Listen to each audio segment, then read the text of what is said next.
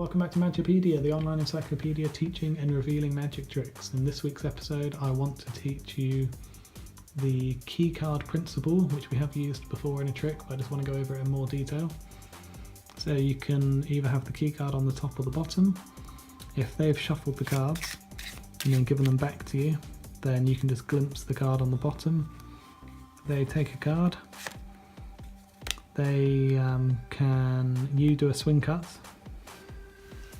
So they've taken a card, you do a swing cut, and they just return it to the middle.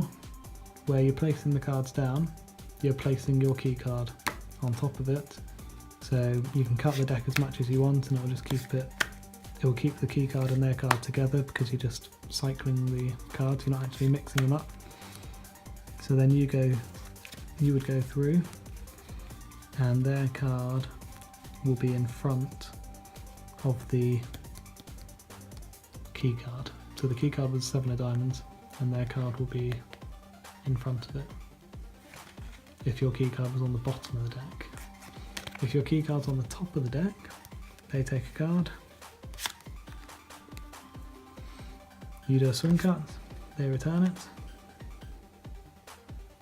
And they've just returned it on top of your key card. So you can go through.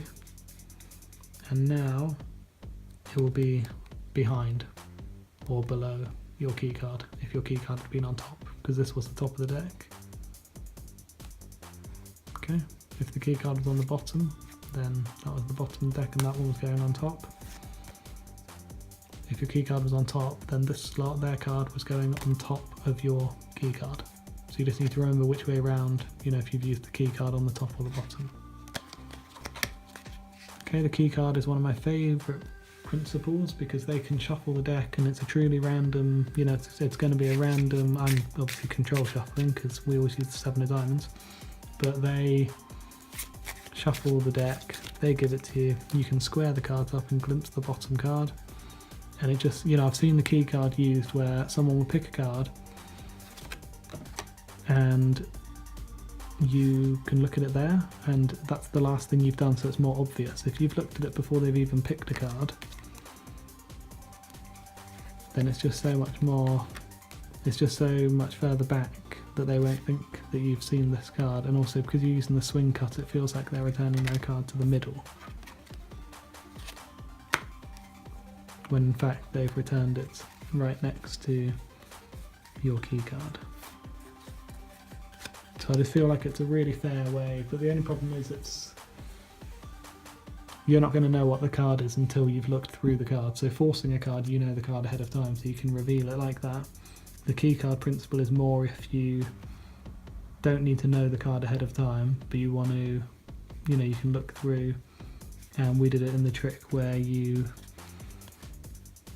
throw the cards from one hand to the other. So